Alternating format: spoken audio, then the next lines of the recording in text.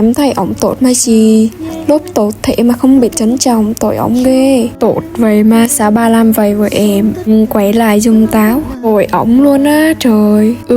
Cách ổng tốt là bằng cách là 3 giờ sáng gọi cho em nào đó nhờ. Có người yêu mà không biết tâm sự mà lại đi tâm sự với con khác rồi riêng tư tem hại trong game rồi chứ. Với lại con đó là còn là bạn thân của mình nữa. Anh ấy còn đau hơn nữa này.